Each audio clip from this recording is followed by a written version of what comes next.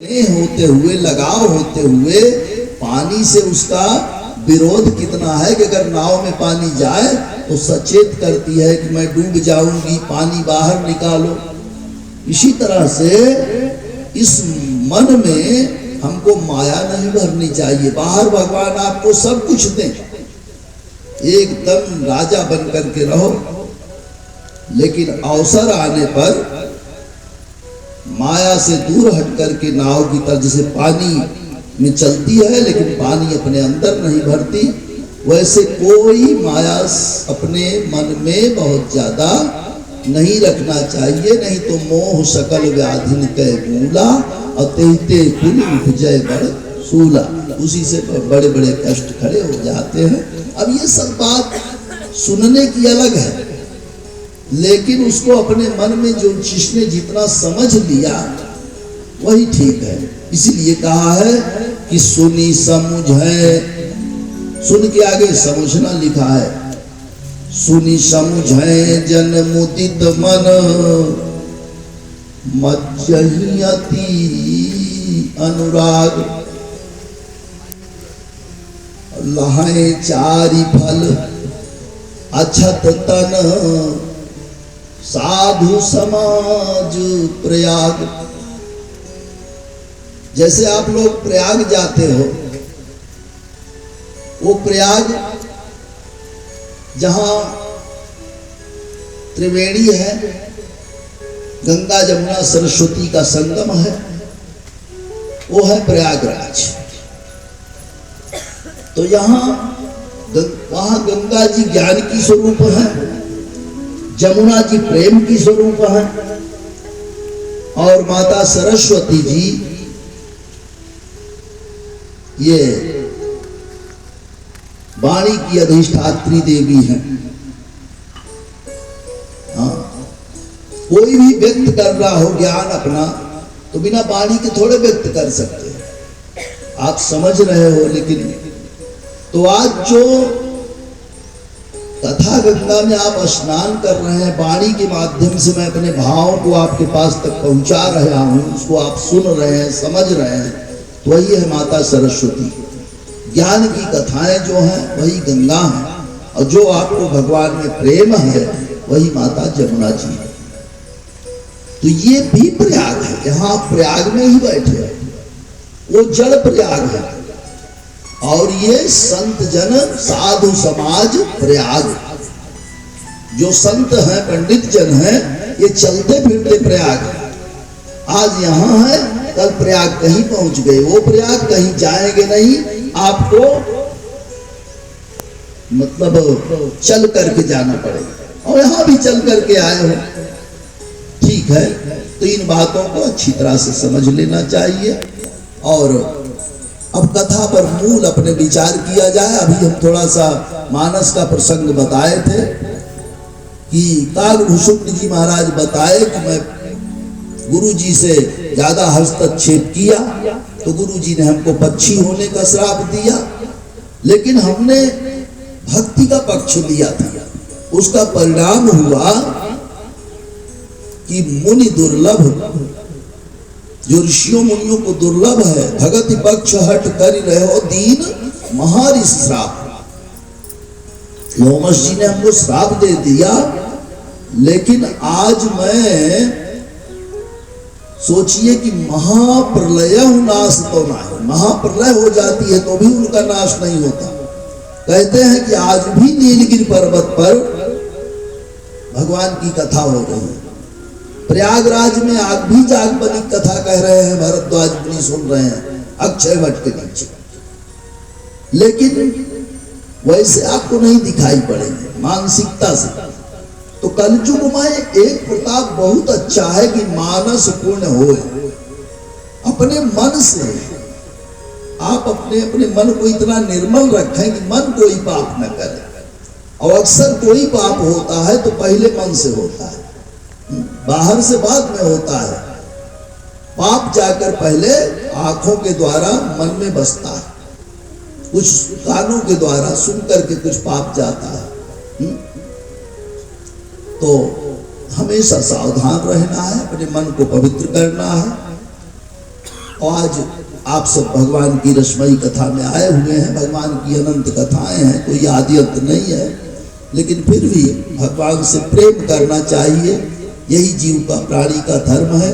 क्योंकि भगवान ने ही हमको, हम भगवान के हैं, भगवान ने हमारा जन्म दिया है और भगवान ही हमारी सब तरह से हर क्षण रक्षा कर रहे हैं। भगवान कहते हैं कि करऊं सदा तिनके रखवारी, जिमि बालक राखे महतारी। जैसे माँ अपने पुत्र की रक्षा करती है, गीले में सो जाती है लेकिन अपने बच्चे को सूखे में रखती है।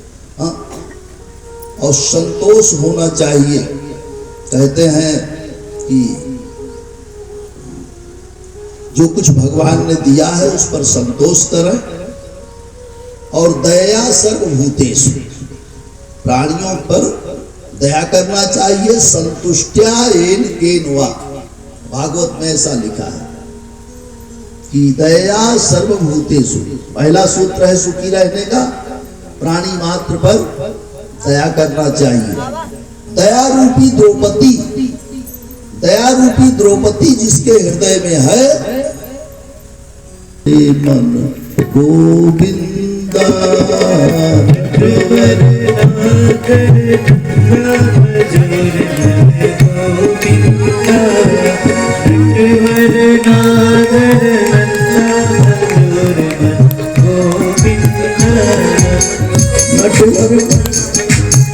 नटवर नागर नंदा भजोरे मन गोविंदा।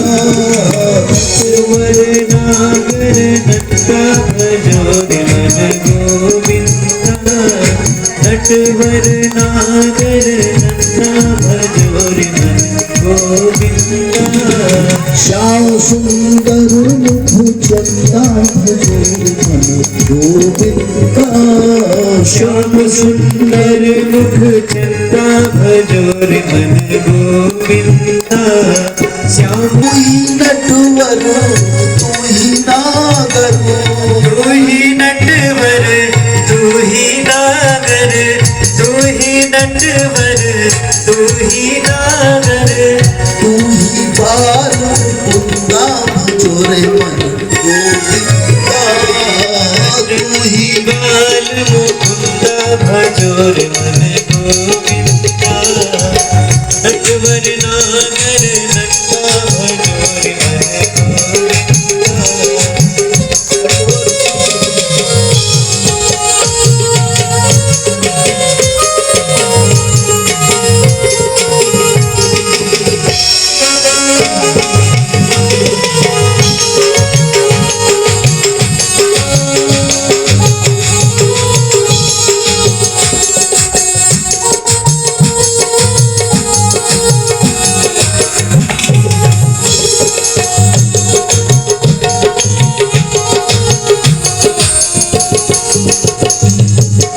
वृंदावन में गाय चरावत, वृंदावन में गाय चरावत, वृंदावन में गाय चरावत।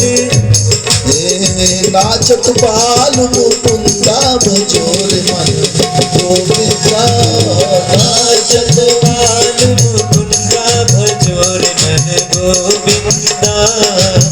नाचत बाल मुकुंदा भजोरे मन गोविंदा।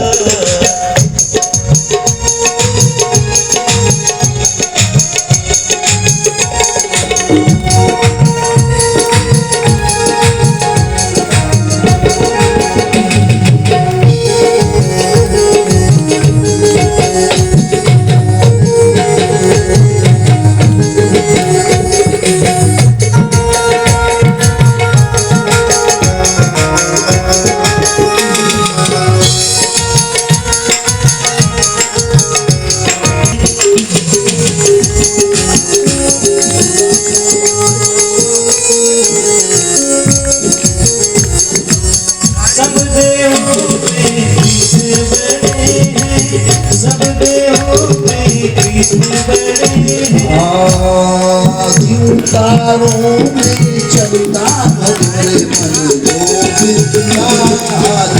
तारों में चलता भजोरे मन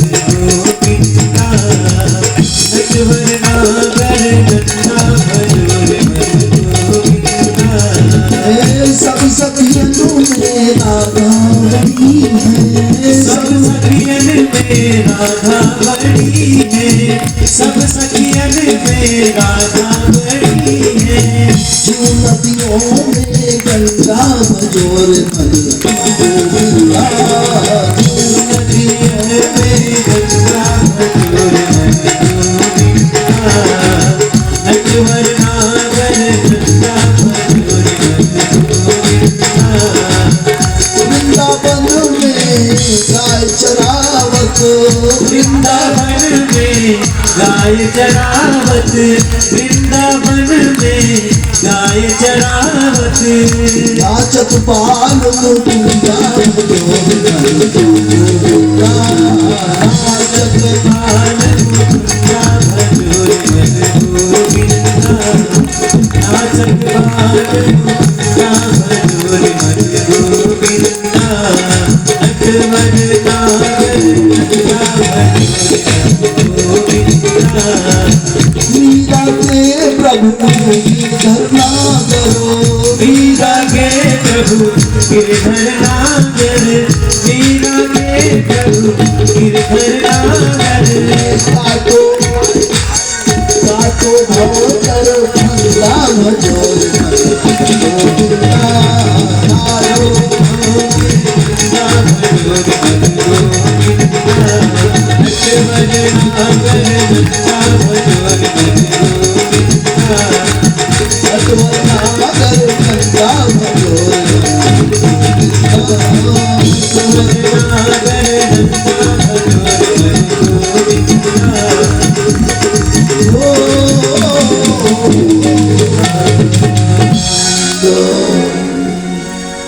बोलो भक्त वत्सल भगवान की जय। आओ अब कल के कथा के प्रसंग पर चले। कल भगवान कृष्ण का जन्म हुआ कंस के कारागार में, और वसुदेव जी ने कन्हैया को अपने सर पर उठाया और नंद के यहाँ गोकुल पहुंचाया। कल बड़ी सुंदर झांकी का दर्शन भी कर रहे थे आप लोग। वसुदेव बने थे भक्त और बालक को कृष्ण का रूप दिया था। बड़ी सुंदर झांकी थी। हम आप सब बड़ी जय जयकार किए। कथाओं को सुन करके अभी समझने की बात हमने कहा था, सुन समझे। आप वसुदेव बने, भगवान का बोझ अपने सर पर उठाएं। हम सब क्या बोझ उठाएं? माया का बोझ अपने सर पर लिए रहते हैं। घर गृहस्थी का, माया का सब बोझ सर पर रहता है। हमेशा मन में माया खटकती रहती है। हाँ, कहीं चले जाओ, कथा सुनने भी चले जाओ तो कथा का थोड़ा सा आदमी देखें। आज तो इतना समय व्यस्त हो गया है लोगों का कि लोग घड़ी देख देख करके कथा श्रवण करते हैं। हाँ, बीच बीच में याद आती रहती है, पंडित जी कथा कब बंद करेंगे, हमारी गाय हमी से लगती है। हाँ, नाती को छोड़ करके आई, हो सकता है नाती रोता हो, नाती रोती हो, आदि आदि माया में बहुत से सब इस फुलवारी में फूल आए हैं।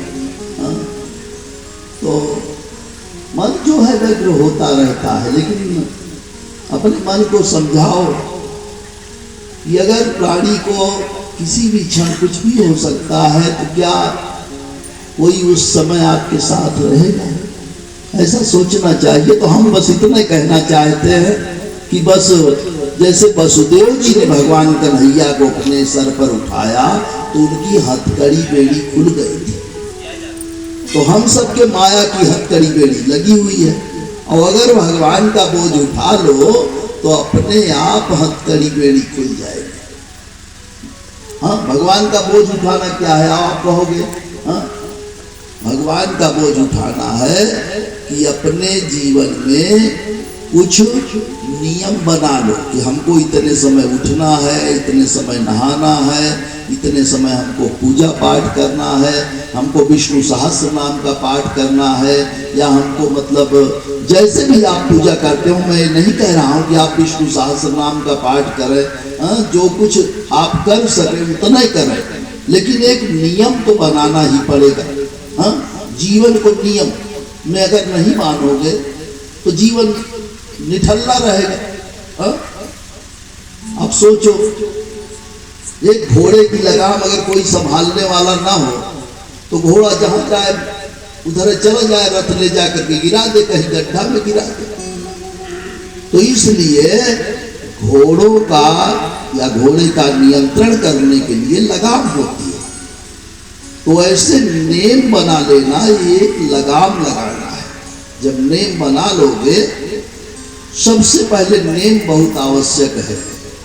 वैकुंठ के 7 द्वार हैं, फिर 8वां तो वैकुंठ धाम है, जिसको अष्टांग योग कहा जाता है। वो 7 द्वार आपने कहा, आप कह सकते हैं पंडित जी क्या आप सब द्वार वार देख आए हैं, क्या कथा कह रहे हैं? अरे भाई, हमने देखा तो नहीं है, लेकिन हमने संतों से समझा है, कुछ सुना है, कुछ भगवान की कृपा है तो आपको सुना रहे हैं। और एक बात समझिए, जो मन से सुना होगा वही सुना भी सकता है। आप लोग हो सकता है कि मन से, ये नहीं कह रहा है कोई मन से नहीं सुन रहा है, आप सब तो अच्छे हैं, मन से सुन रहे हैं, लेकिन जितना लगन से सुने होंगे तो कोई बात, जैसे आप इतनी कथा सुने, अब आप घर गए, किसी ने कहा कि पंडित जी ने क्या क्या कथा सुनाया, तो अगर आपने पूरे लगन से सुना है तो बता देंगे ये कथा कहा, ये कथा कहा, ये बात बताए, और नहीं तो ऐसे कहते हैं हाँ बहुत अच्छी कथा कहा। तो जो व्यक्ति ठीक से सुनता है वही सुना भी सकता है। अगर मैं आपको सुना रहा हूं तो हमने सुनने का भी बहुत प्रयत्न किया है। जैसे भगवान शिव कथा बहुत अच्छी कहते हैं, कथा तो बहुत से विद्वज्जन हैं, लेकिन भगवान शिव जो हैं उनको कथा बहुत प्रिय है। सोचिए, उनके शिष्य कथा बाँच रहे थे काकभूषुंड जी महाराज, तो वहां भी कथा सुने जाके। माता पार्वती जी पूछी कि महाराज आपका चेला कथा कह रहा था और गुरुजी बैठे थे नीचे, तो चेला तो उठ गया होगा कि हमारे गुरुजी आए। अरे बोले देवी हम कोई पागल हैं, अरे हम अगर अपने इस असली रूप में जाते भगवान शंकर के रूप में तो हमारा शिष्य खड़ा हो जाता कि हमारे गुरुदेव भगवान आ गए, और उठ करके हमको शिष्टाचार करता, प्रणाम करता, तो कथा भंग हो जाती। कथा भंग करने से बहुत दोष होता है, इसलिए किसी व्यक्ति को कथा में कोई विघ्न नहीं डालना चाहिए। तो माता जी ने कहा प्रभु आप फिर कैसे सुने? तो बोले कि तब कछु काल मराल तन धरि तह कीन निवास, और सुन्यो सकल रघुपति चरित तब आयो कैलाश। बोले देवी जी हम वहां हंस बन करके कथा सुन रहे थे, हम ऐसे अपने शिव के रूप में थोड़े गए थे। तो आप समझ लीजिए कि कथा सुनने वालों को इसलिए हंस की पदवी दिया है। हंस सुनहि सकल मति विमल मराला, और बसहि निरंतर जेते ही काला। उस समय जो हमेशा वहां रह रहे थे वहां, जैसे आप यहाँ कथा सुन रहे हैं, आप यहाँ के निवासी हैं, हमेशा रहते हैं, जहाँ कथा होती है सुनते हैं, तो आप सब कौन है? हंस है। अब हंस जो है वो मोती चुगता है, हंस कीड़े तो नहीं खाता। तो भगवान के जो भक्त होते हैं वो मोती चुनते हैं। मोती कहाँ इतनी बड़ी है कि मोती चुना जाए? तो मोती यही है, सद्गुण रूपी मोती, भगवान की कथा रूपी मोती, भक्ति, ये सब मोती है। और हम लोग तो मोती लुटा रहे हैं। और आप सब चुन रहे हैं। हाँ? इसलिए पंडित भी बहुत बड़े दानी माने जाते हैं। अरे भगवान ने धन दिया है तो धन का दान करो, भगवान ने आपको पौरुष दिया है, पुरुषार्थ दिया है तो सेवा करो अपनी। हाँ, दीन दुखी के अपने धन दिया है तो धन से सेवा कर दो। बल दिया है, शरीर में पौरुष है तो आप वैसे धन नहीं है तो अपने शरीर से सेवा कर दो कुछ कुछ। अब यहाँ कुछ ऐसे भक्त हैं कि वैसे तो सेवा कर ही रहे हैं, लेकिन कथा से उठने पर वैसे भी कहते हैं महाराज जी आपका पैर दर्द करता होगा, आपके हाथ में पीड़ा होता होगा, वैसे भी सेवा कर दो। तो सोचिए, अरे बहुत कुछ देने से सबसे श्रेष्ठ सेवा होती है। कुछ सेवा करो, भगवान की भी लोग सेवा ही करते हैं और भगवान को कौन कुछ दे सकता है? भगवान दाता हैं, सबको दे रहे हैं। हाँ? तो भैया यही सद्गुण रूपी मोती। अभी हम नेम की बात कर रहे थे। नेम रामायण में लिखा है कि नेम प्रेम शंकर कर देखा तो प्रगटे प्रभु कौतुकी विशेषा। भगवान बड़े कौतुकी हैं। कौतुक माने क्या होता है? बड़ा अचरज का काम करते हैं। कभी कभी देखने में आता है कि हम भ्रमित हो जाते हैं। जैसे भगवान कृष्ण जी एक कौतुक कर रहे थे, अचरज का काम कर रहे थे कि ग्वाल बालों के साथ मंडली बना करके सब जो ग्वाल जो लाया था घर से उसके साथ सबके साथ भोजन कर रहे थे, जूठा मीठा खा रहे थे। तो ब्रह्मा को भ्रम हो गया, ये कौन भगवान? अब सोचो, भगवान के सबसे प्रिय पुत्र जो पितामह कहे जाते हैं ब्रह्मा जी को ही मोह हो गया। तो कभी कभी देखने में आता है कि व्यक्ति को भगवान की कथाओं को सुनकर भी कहीं कहीं भ्रम होता है। कुछ लोग पूछने लगते हैं कि महाराज जी ऐसा कैसे हुआ, ऐसा कैसे? लेकिन ये करे न संशय अस जिय जानी सादर सुने पढ़े रतिमानी। भगवान अपने भक्तों के लिए लीला है करते हैं, सर्वशक्तिमान है, कुछ भी कर सकते हैं। तो अष्टांग योग में भागवत में लिखा है कि यम नियम आसन प्राणायाम प्रत्याहार ध्यान धारणा और समाधि, ये अष्टांग योग के अंग हैं। सबसे पहली सीढ़ी है, अगर आप भगवान के पास जाना चाहते हैं, जिसे आप छत पर जाना चाहते हो, मकान की छत पर, तो आप सीढ़ी के पहले डाले पर पैर रखते हो, फिर दूसरे तीसरे। अब अगर छलांग ऐसे लगा दोगे तो हो सकता है पैर टूट जाए, गिर जाओ। तो सीढ़ी बनी है, हमारे संतों ने, ऋषियों मुनियों ने सुंदर सीढ़ी बना दिया है, इस पर आराम से चले जाओ, पहुंच जाओगे। तो यम है पहली सीढ़ी, यम। इसमें पंडित लोग बैठे हो तो यम समझते होंगे, लेकिन सब नहीं समझ पाएंगे कि यम क्या है ना? यम के अंतर्गत 4 बातें आती हैं: सत्य, अहिंसा, आस्तेय और अपरिग्रह। जीवन में जहां तक हो सके अगर भक्ति करना चाहते हो तो असत्य को छोड़ो और सत्य का आश्रय लो, जहां तक हो सके। आज तो अक्सर लोग झूठ का अभ्यास बन गया है, मोबाइल जब से चल गई है लोग वैसे अक्सर झूठ बोल देते हैं। और एक बात समझिए, आप अनुमान लगाइए, मैं तो अनुमान करके बता रहा हूं, अनुभव, कि अगर झूठ बोल दो,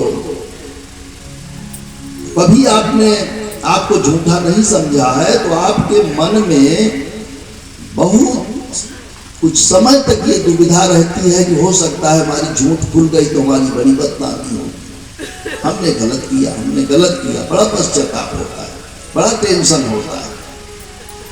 तो इससे अच्छा है झूठ बोला न जाए। अगर टेंशन मुक्त होना चाहे, टेंशन माने तनाव, मस्तिष्क पर जब तनाव ज्यादा बढ़ता है, आज हार्ट की बीमारी इसीलिए ज्यादा हो रही है कि लोग तनावग्रस्त बहुत रहते हैं। अपने को एकदम मतलब सिंपल में रखो कि हम भगवान के हैं, प्रभु जी आजा। सिंपल में आप कब रखोगे? जैसे बड़ा सुंदर उपदेश दिया नौ योगेश्वरों ने, महाराज पृथु के यहाँ सनकादि मुनि पहुंचे और उनको बहुत सुंदर उपदेश दिया। तो बोले कि महाराज जी आप इतना सुंदर उपदेश दिए, वो कोई दक्षिणा हमसे ले, तभी तो इस उपदेश के बदले में जो इतनी सुंदर सुंदर बातें आपने बताया है, कुछ दक्षिणा हमको देना चाहिए। तो बोले ठीक है, हमने अच्छा ज्ञान दिया है, आप कह रहे हैं कि हमने बहुत अच्छा ज्ञान आपको दिया, तो अच्छी सी दक्षिणा भी चाहिए। बोले महाराज जी बताइए, जो कुछ अपना स्त्री पुत्र धन खजाना सब कुछ आपको देने के लिए तैयार हूं। नाथ सकल संपदा तुम्हारी, मैं सेवक समेत सुत नारी। तो संत शिरोमणि भगवान को कुछ लेना तो था नहीं, शिष्य को ऐसे चाहिए कि गुरु को सर्वस्व दे, और गुरु को ऐसे चाहिए कि शिष्य से कुछ न ले।